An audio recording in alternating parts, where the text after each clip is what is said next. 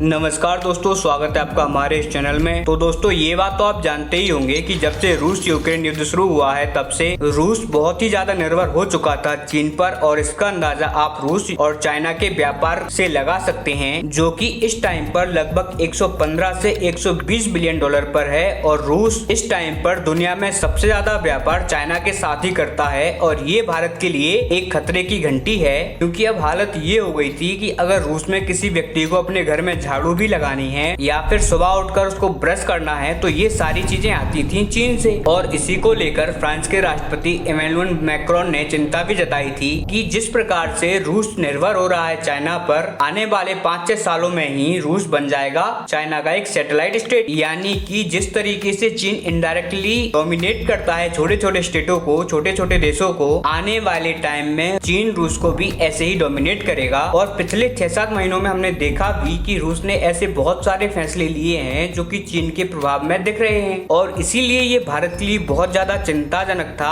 और इसीलिए भारत ने एक ऐसा मास्टर स्ट्रोक खेला जिसने कि चीन को बुरी तरीके से ध्वस्त कर दिया है। कैसे, उसको भी मैं आपको बताता हूँ। लेकिन दोस्तों, उससे पहले अगर अभी तक आपने इस चैनल को सब्सक्राइब नहीं किया है तो प्लीज इस चैनल को सब्सक्राइब कर लो, क्योंकि मुझे आपके साथ की बहुत ज्यादा आवश्यकता है। तो दोस्तों, जैसा कि आप स्क्रीन पर देख सकते हैं कि रूस और चाइना का जो व्यापार है वो एक बहुत बड़े संकट में फंस चुका है। पिछले कुछ महीनों में तो स्थिति ये हो गई है कि रूस और चीन के जो व्यापारी हैं वो व्यापार का पेमेंट ही नहीं कर पा रहे हैं। यानी कि रूस सामान तो खरीदता है चीन से, लेकिन उसका पेमेंट नहीं कर पा रहा। और इसके अंदर काफी हद तक अमेरिका की भी भूमिका है। उसने कुछ महीनों में ही चीनी कंपनियों पर प्रतिबंध लगा दिए हैं, जिसकी वजह से चीनी कंपनियां यूरोप में व्यापार नहीं कर पा रही हैं। और क्योंकि रूस की कंपनियों के कंपैरिजन में चीनी कंपनियां ज्यादा पैसे कमाती हैं यूरोप के बाजार से, और इसीलिए उन्होंने रूस के साथ व्यापार करना कम कर दिया है। और यही कारण है कि इन दोनों देशों के बीच का व्यापार अब गिरने लगा है, और इसी का फायदा भारत ने उठा लिया है। दरअसल जैसे जैसे रूस और चाइना का व्यापार गिर रहा है, वैसे वैसे रूस और भारत का व्यापार बढ़ रहा है, और इसको लेकर रूस ने भी ध्यान देना स्टार्ट कर दिया है। आप आपकी स्क्रीन पर ये खबर देख लीजिए। रूस का जो चैम्बर ऑफ कॉमर्स है उसने भारत के अंदर अपना सबसे बड़ा दफ्तर खोल लिया है मुंबई के अंदर। और ये बहुत ज्यादा बड़ी बात है, वो इसलिए क्योंकि रूसी चैम्बर ऑफ कॉमर्स ने पूरे वर्ल्ड